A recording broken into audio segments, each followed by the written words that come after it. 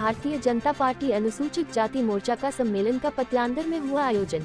Hamirpur Bharatiya Janata party अनुसूचित जाति मोर्चा का सम्मेलन का आयोजन पतलांदर में किया गया, जिसमें बतौर मुख्य अतिथि केंद्रीय सूचना प्रसारण एवं खेल मंत्री अनुराग ठाकुर ने शिरकत की तो लोकसभा सांसद सिंकर कुमार, जिला भाजपा अध्यक्ष बलदेव शर्मा, प्रदेश भाजपा मीडिया सह प्रभारी नरेंद्र अत्री, संसदीय प्रवक्ता अंकुश दत्त शर्मा भी मौजूद रहे।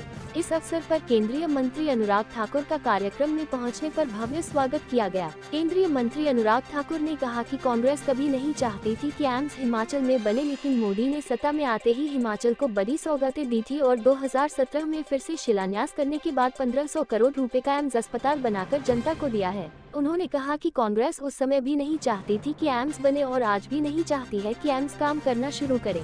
केंद्रीय मंत्री अनुराग ठाकुर ने कहा कि भाजपा ने प्रदेश में बढ़िया काम किया है और भाजपा सरकारों के चलते ही प्रदेश में विकास हुआ है। उन्होंने कहा कि यही कारण है कि आज कांग्रेस के नेता पार्टी छोड़कर भाजपा में शामिल हुए हैं। उन्होंने कहा कि पीएम मोदी का नेतृत्व ईमानदारी भरा है और जो कांग्रेस ने 60 सालों में नहीं किया है, केवल मात्र 8 सालों में करके दिखाया है। पूर्व सीएम धूमल के भाजपा की बैठकों में लगातार नदारद रहने पर कांग्रेस के द्वारा की जा रही बयानबाजी पर केंद्रीय मंत्री अनुराग ठाकुर ने कहा कि पूर्व मुख्यमंत्री धूमल के भाई जलंधर में बीमार है, इसलिए वह राष्ट्रीय अध्यक्ष निविदा की बैठक में नहीं उपस्थित हो सके।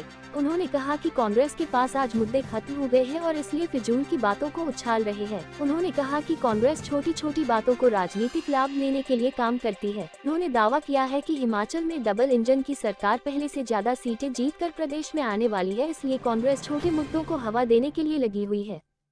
भारतीय जनता पार्टी ने काम अच्छा किया, रोजगार स्वरोजगार के अवसर खड़े किए। एम्स, हाइड्रो इंजीनियरिंग कॉलेज, 4 लेन प्रोजेक्ट से लेकर रेलवे के प्रोजेक्ट तक भारतीय जनता पार्टी लेकर आई। IIM से लेकर IIT, IIIT से लेकर central university Bharatiya Janata party की देन है।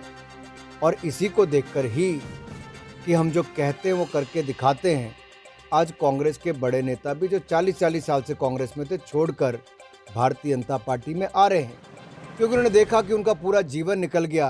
कांग्रेस कहती थी, करती नहीं थी। भाजपा कहकर करती भी है, इसलिए कांग्रेस के नेता छोड़कर भाजपा में आ रहे हैं। और मोदी जी का नेतृत्व ईमानदारी भरा 8 वर्षों में जो किया वो कांग्रेस 60 में नहीं कर पाई। कांग्रेस कभी नहीं चाहती थी कि एम्स हिमाचल प्रदेश बने।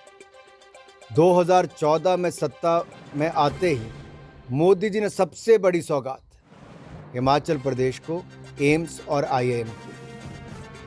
और 2017 यानी कि 3 साल उस समय की कांग्रेस की वीरभद्र जी की सरकार ने लगाए, जमीन नहीं देते थे, आधी अधूरी जमीन दी थी। प्रधानमंत्री मोदी जी ने 17 में शिलान्यास किया और 5 साल के अंदर ही कोविड के चलने के बावजूद भी 1500 करोड़ रुपए का एम्स अस्पताल बनाकर हिमाचल प्रदेश को समर्पित किया है। कांग्रेस न तब चाहती थी एम्स आए, न कांग्रेस आज चाहती है कि इसका उद्घाटन होकर जनता को समर्पित किया जाए। कुमार धूमल जी भारतीय जनता पार्टी के वरिष्ठ नेता हैं, भारतीय जनता पार्टी और हिमाचल प्रदेश के लिए समर्पित हैं और उनको कम से कम कांग्रेस से तो सर्टिफिकेट की आवश्यकता नहीं। और कांग्रेस को कब से धूमल जी की इतनी चिंता होनी शुरू हो गई? धूमल जी के बड़े भाई स्वस्थ नहीं है, अस्पताल में है, और एक छोटे भाई के नाते उनको देखने भी गए।